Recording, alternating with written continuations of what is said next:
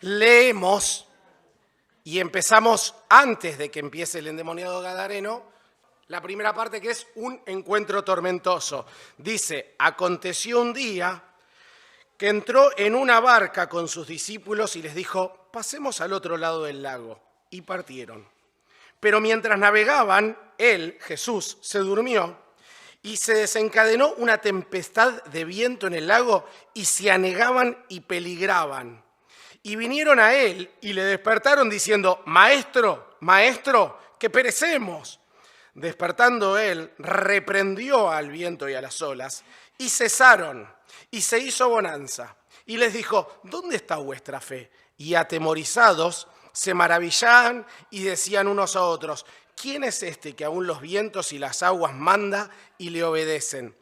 Miren, piensen en lo que debe haber sido la tormenta para que los discípulos, que muchos de ellos eran pescadores, o sea que tenían experiencia en el mar, no éramos nosotros que no entendemos nada, o yo que no entiendo nada, eran personas que trabajaban con el mar, para que ellos tengan miedo de decir, nos morimos, despiértenlo que nos morimos. Dice en Marcos, este suceso que vamos a relatar está en 3 evangelios, en Marcos dice, la tempestad era tan grande que las olas cubrían la barca. O sea, estaban en la barca, tampoco imaginen algo enorme, y las olas lo pasaban por encima. El miedo que deben haber tenido. Continuamos leyendo, dice, y arribando a la tierra de los Gadarenos, que está en la ribera opuesta a Galilea, al llegar él a la tierra, vino a su encuentro un hombre de la ciudad, endemoniado desde hace mucho tiempo, y no vestía ropa ni moraba en casa, sino en los sepulcros. Este, al ver a Jesús, lanzó un gran grito y postrándose a sus pies, exclamó a gran voz, ¿qué tienes conmigo, Jesús, Hijo del Dios Altísimo? Te ruego que no me atormentes, porque mandaba al espíritu inmundo que saliese del hombre, pues hacía mucho tiempo que se había apoderado de él. Y le ataban con cadenas y con grillos, pero rompiendo las cadenas, era impelido por los demonios a los desiertos. En los primeros que pienso de vuelta es en los discípulos. Tuvieron una noche complicada. Llegaron.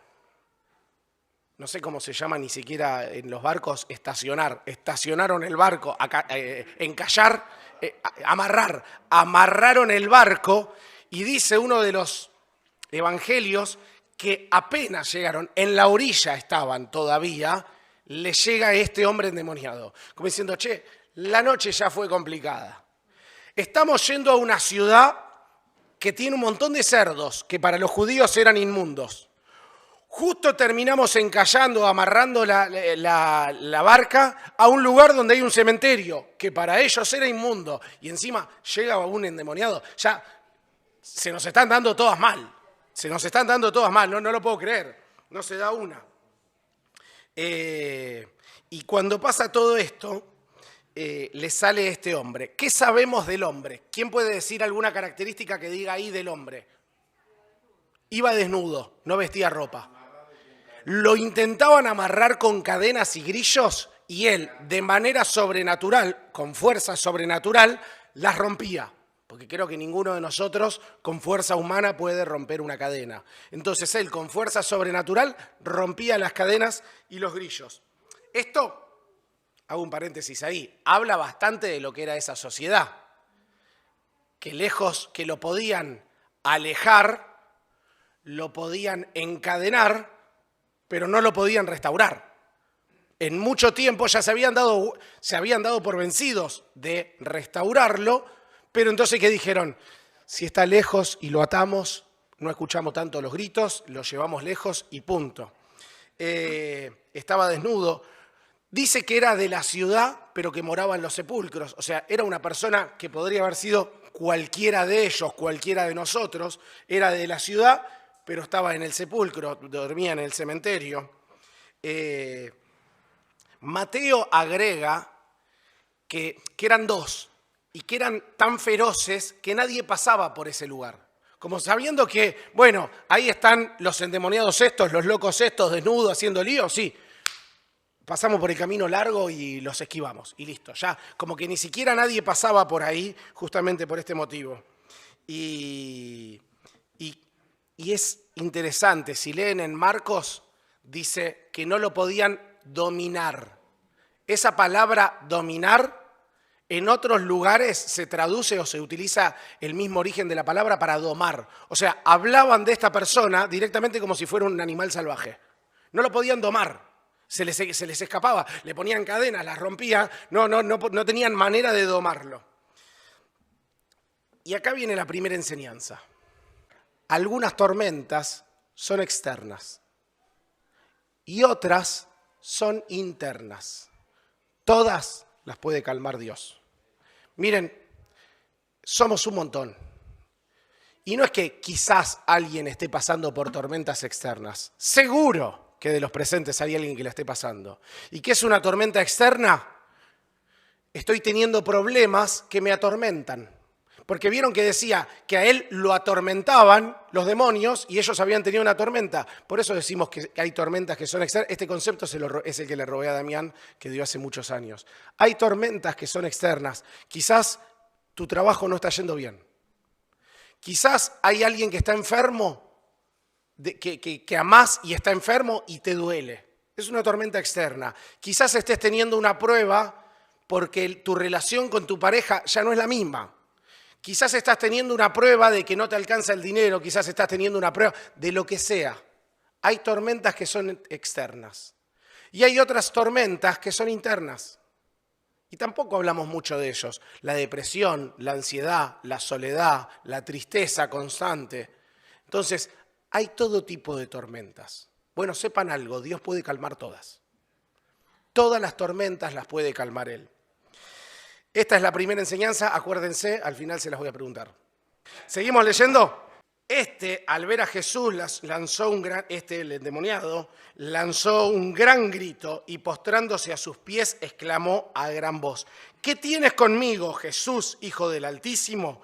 Te ruego que no me atormentes, porque Jesús, mandaba al espíritu inmundo que saliese del hombre, pues hacía mucho tiempo que se había apoderado de él, y le ataban con cadenas y con grillos, pero rompiendo las cadenas era impelido por el demonio a los desiertos.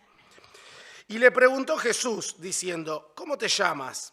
Y él le dijo: Legión, porque muchos demonios habían entrado en él.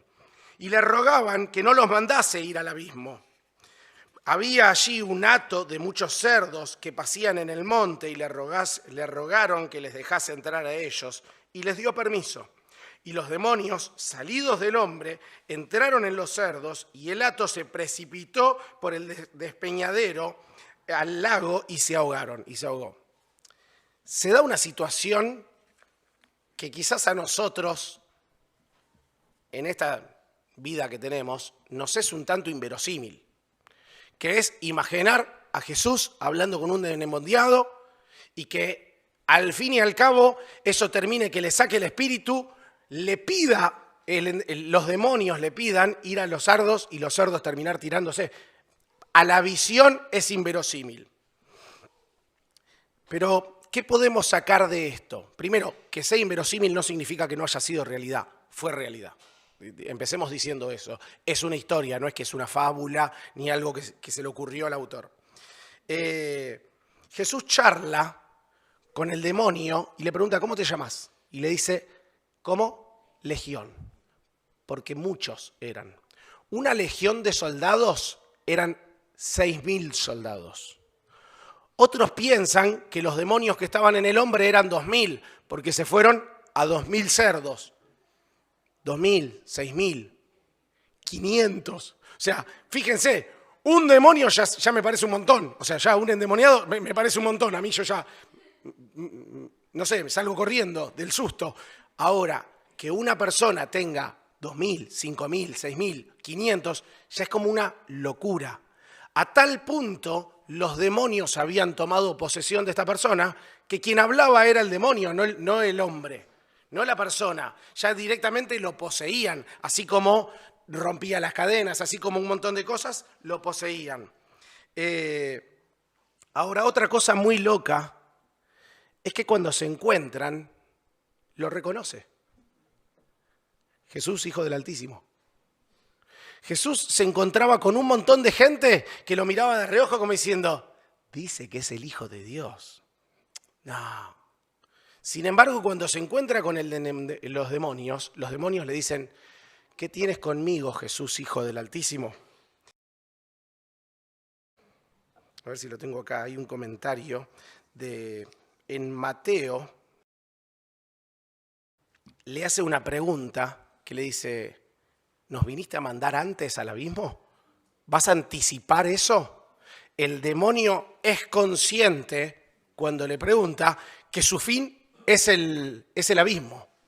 Es consciente de que él está disfrutando el momento y que le dice, todavía no me mandes al abismo, todavía no, déjame seguir disfrutando. Yo sé que voy a terminar ahí, pero todavía no. Te pido que nos permitas ir a los cerdos. Y acá otra cosa que es un tanto loco, es que le ruega, primero que no lo mande al abismo, te ruego que no nos mandes, le dice en Mateo, y acá le dice, te ruego que nos permitas ir. No tenían autoridad de ir. Satanás tiene bien claro que la autoridad es de Dios. Y esto es importante que nosotros lo sepamos. Cuando Job iba a ser atormentado, me voy a otra historia, Dios le da autoridad para que lo pruebe. Cuando Jesús se topa con Pedro y le dice, Satanás te pidió para zarandearte, dice. Al fin y al cabo, Satanás no tiene autoridad sobre el hombre. Le pidieron, le rogaron ir a los cerdos. De manera que reconocían que era Hijo del Altísimo y reconocían que quien es soberano y que quien tiene autoridad es Jesús. Y al fin y al cabo fueron a los cerdos porque Él se lo autorizó. Ahora, me cuesta imaginarme 2000 cerdos en el llano, sin demonios. Ya visualizar 2000, no sé, como que yo pienso en 100 y ya me parecen un montón. Intenten visualizarlo. Ahora, imaginen 2000 corriendo y saltando a un lago. Los cerdos no saben nadar. Imagínense la imagen de 2000 cerdos flotando. La imagen era increíble. Y de acá sacamos la enseñanza número 2. Antes decíamos un encuentro tormentoso y ahora con sucesos sobrenaturales podemos decir, y es importante que sepamos y no le evitemos, que los demonios existen y la Biblia dice que debemos someternos a Dios y resistir al diablo. Yo sé que alguno debe pensar, bueno, pero qué lejos me caen los demonios. Miren, lo escuchaba orar a Martín y me acuerdo cuando vino una vez a hablar a la clase en Halloween, que vino a hablar de todo lo umbanda que él había vivido antes de venir a la iglesia. O la ouija, o las cartas, la adivinación, la medium, o pequeñas cosas que no son de Dios, y si no son de Dios, son del diablo, que debemos tener cuidado. Les digo una pavada. Poné el nombre del arquero de rival en el freezer para que se congele. ¿Alguno les llegó eso en el mundial? ¿Alguno de los chicos? ¿Les llegaba? A mi hija le llegaba todo el tiempo. Tenías que escribir el nombre del arquero y ponerlo en el freezer porque lo congelás y así no atajas, no sé. Pero bueno, el tema es que lo que no es de Dios es de Satanás. ¿Por qué? Porque después tengo compañeros del trabajo que me dicen, mirá, yo sé que vos querés en otra cosa, pero en el momento que mi esposa puso en el freezer, metimos el tercer gol. Y vos decís, y se queda ahí, y va, y de a poquitito uno va teniendo creencias en cosas que no tienen nada que ver. Entonces, a todo debemos tenerle cuidado. Cuidado con coquetear con aquellas cuestiones espirituales que no son de Dios, porque ahí es donde ataca Dios. Ahí es donde ataca Satanás, perdón. Ahí es donde ataca. Entonces, cuidado con abrir la puerta a aquello que no corresponde. Debemos someternos a Dios y resistir al diablo. Y de vuelta, aprovechando la inteligencia artificial, la imagen de los chanchos saltando me parece impresionante, impresionante. Continuamos, sigo leyendo. Dice, Y los que apacentaban los cerdos, cuando vieron lo que había acontecido, huyeron y dieron aviso en la ciudad por los campos.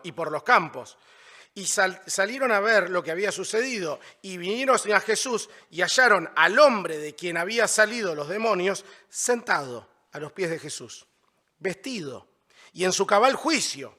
Y tuvieron miedo. Y los que habían visto les contaron cómo se habían sido salvados del endemoniado. Entonces toda la multitud de la región alrededor de los gadarenos le rogó que se marchase, pues tenía gran temor. Y Jesús, entrando en la barca, se volvió. Y el hombre de quien había salido los demonios le rogaba que le dejase estar con él, pero Jesús le despidió diciendo: vuélvete a tu casa y cuenta cuán grandes cosas ha hecho Dios contigo. Y él se fue, publicando por toda la ciudad cuán grandes cosas había hecho Jesús con él. Los que cuidaban los cerdos, viendo que todos los cerdos saltaron, y vieron que ellos podían tener algún problema de decir, ¿cómo no cuidaste que no salten? Fueron a dar aviso de, nosotros no tenemos nada que ver. O sea, y los entiendo, nosotros no tenemos nada que ver, no me echen la culpa, yo los estaba cuidando bien. Nada, les entraron unos demonios, yo no soy el culpable, no pude hacer nada. Ahora, cuando vuelven, ¿cómo lo encuentran a él? Vestido, en sus cabales, sentado a los pies de Jesús. Ya vieron otra imagen. Sin embargo, a eso le tuvieron miedo. Y se dan dos peticiones cuyo resultado pareciera ser cruzado. En primer lugar, los locales, al ver esta situación, uno imaginaría, gracias Jesús, porque antes no podíamos pasar por acá y ahora sí. Gracias Jesús, salvaste a uno que era como nosotros, que lo atormentaban desde hacía mucho tiempo un montón de demonios. O gracias Jesús, solucionaste lo que nosotros no podíamos solucionar con cadenas y con grillos y que intentábamos negarlo simplemente escondiéndolo. Ahora, esto no sucedió. Lo que sucedió es que le digan, andate, no quiero saber nada más. Suficientes problemas, andate. Sí, estás salvo, pero nosotros teníamos 2000 cerdos y ahora no tenemos más. Así que queremos que te vayas. Y lo loco es que Jesús accedió. Por eso digo que está cruzado en la petición. Porque Jesús se podría haber quedado a discutir, decir, no, pará, ustedes tenían un problema, tenían un endemoniado, acabo de salvar a una persona. Hay una persona, un primo, un pariente, un amigo, un conocido, un coterráneo de ustedes y lo salvé. No, simplemente Jesús, cuando le dijeron, andate, se fue.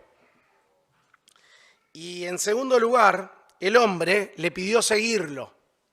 Y bien le podría haber dicho, bueno, dale, venite, subí con nosotros y contá con nosotros. Así Jesús infla el pecho y dicen, yo lo hice eso. Pero no, le dice, no, anda a tu casa. En tu casa contá lo que hiciste. Y no lo dice acá, o sea, Jesús le dice, andá y predicá en tu casa, contá en tu casa lo que sucedió, contá las buenas nuevas en tu casa, y él lo hace en la casa, en la ciudad, y agrega, si no me equivoco Marcos, en la Decápolis, o sea, en las principales 10 ciudades alrededor. No, vos quedate, no hace falta que hagas un instituto ni nada, simplemente contá lo que Dios hizo en vos, lo que Jesús hizo en vos. Ahora, de la enseñanza número 3, de las peticiones cruzadas, yo quisiera que nos quedemos con esta. Cuidado con rechazar a Jesús. Cuidado con rechazar a Jesús. ¿Y saben por qué digo cuidado? Porque si a Jesús le pedís que se vaya, se va. Cuando a Jesús le decís, no quiero más, se va. Ojo. Porque a veces pensamos de, no, le puedo, después vuelve. Ojo, que en algún momento te va a decir, listo, me subo a la barca. Le pidieron que se vaya y él lo que hizo fue subirse a la barca. ¿Quién se acuerda de la enseñanza número 1? ¿Y cómo terminaba? Porque la parte más importante es la final. Todas, ahí está, algunas tormentas son externas, otras son internas, todas las puede calmar Dios. Si estás viviendo una tormenta interna, depresión, tristeza, ansiedad, la que fuere, sabe algo, Dios lo puede calmar. Si estás viviendo una tormenta externa, algo que te aqueja, está enfermo una persona que amo, o yo estoy enfermo y no puedo solucionarlo, los médicos dicen que están viendo y no encuentran qué, o estoy sin trabajo, o tengo trabajo y no alcanza, o no se vende, o no se... ¿Sabes qué? Todas las tormentas las puede calmar Dios. Enseñanza número 2, ¿quién se acuerda? Me gusta que prestan atención, ¿eh? Acá el sector de... ¿Cómo eran las seguidoras de Sandro? ¿Cómo se llamaban? Las nenas, las nenas. Acá el grupo de las nenas, me gusta que prestan atención. Se van a ganar un Marroc. Entonces, la segunda era, los demonios existen, nosotros debemos someternos a Dios y resistir al diablo. Debemos someternos a Dios y resistir al diablo. Ahora ellas no, alguien que no haya respondido. La 3, ¿se acuerdan? Cuidado con rechazar a Jesús. Cuidado con rechazar a Jesús. Y los invito a tener dos más, 2 enseñanzas más y con esto terminamos. Número 4, para los cristianos, para los que ya somos hijos de Dios. Un alma vale la pena. Cuando Jesús se subió a la barca, sabía los problemas que iban a tener en el camino. Ya sabía con qué se estaba enfrentando. Sabía que cuando llegara, iban a llegar a un cementerio, a una ciudad llena de cerdos, todo inmundo para ellos, que se iban a encontrar con un endemoniado de hacía mucho tiempo. Y sabía que lo iban a culpar, lo iban a echar y se iba a ir. O sea, todo ese trajín para salvar una persona. Un alma vale la pena. A veces pensamos en los mega esfuerzos y a veces es predicarle con hechos y si es necesario con palabras a la persona que tengo al lado, a uno, y que ese a otro y simplemente transformar la vida una persona a la vez. Y para aquellos que no son cristianos, que nos visitan, aquellos que vienen hoy, escuchan la palabra de Dios y dicen, me encanta, todo esto me resulta interesante, pero lo sienten un tanto lejano. Y dicen, che, endemoniados, gadarenos, ¿dónde Gadara? ¿Dónde queda Gadara? No es Gándara, no sé dónde queda eso. Capaz que alguno piensa, che, qué lejos me queda eso. Y la gente que lo rechaza, sepan que la gente que lo rechaza, me olvidé de esto antes, con respecto a la gente que lo rechaza, es muy similar a la gente que viene todos los domingos acá. ¿Cuánta gente viene acá todos los domingos, escucha y dice, qué interesante, qué lindo, che, qué linda la paz que tienen ustedes, me gusta? Y le decís, bueno, dale, quédate. No, gracias. No. Yo arrepentirme, cambiar mi rutina. No. Yo prefiero seguir con mis 2000 cerdos vivos. Yo prefiero seguir con los 2000. Prefiero seguir con mi día a día tal como es hoy y no cambiar. Bueno, ¿sabés que la gente que lo rechazó no es que sea algo muy lejano? Todos los domingos tenemos gente muy parecida acá. Todos los domingos tenemos gente parecida que dice, me encanta la paz, la tranquilidad, ustedes siempre tan tranquilos, cantan, oran, ay, no, me hace bien venir acá a estar con ustedes, sí, pero después me voy y nada que ver, yo sigo con mis 2000 cerditos. Bueno, ¿sabés qué? ¿Acercarte a Dios te cambia la rutina? La respuesta es sí. Y los que estamos acá y muchos de los que somos hijos de Dios que estamos acá te podemos decir, para bien. ¿La cambia? Sí, para bien. Ahora, el quinto tiene que ver con la diferencia entre el endemoniado y vos, es la temporalidad. Porque capaz que la historia del endemoniado decís, che, yo no tengo nada que ver con demonios. ¿Qué tengo que ver yo con demonios? ¿Sabés qué? La única diferencia entre ese endemoniado y vos, ¿sabés cuál es? La temporalidad. Ese endemoniado lo estuvo en la tierra. Ese endemoniado le tocó vivir eso malísimo en la tierra. ¿Y sabés qué dice la Biblia, la palabra de Dios? Que a todos los que no se arrepienten van a terminar en el abismo, igual que esos demonios que tenían miedo y le decían, pero todavía no nos mandes al abismo, de la misma manera. ¿Sabés qué? Al fin y al cabo, la tormenta, o aquello que te está atormentando, lo puede calmar Dios, el pecado lo puede calmar Dios.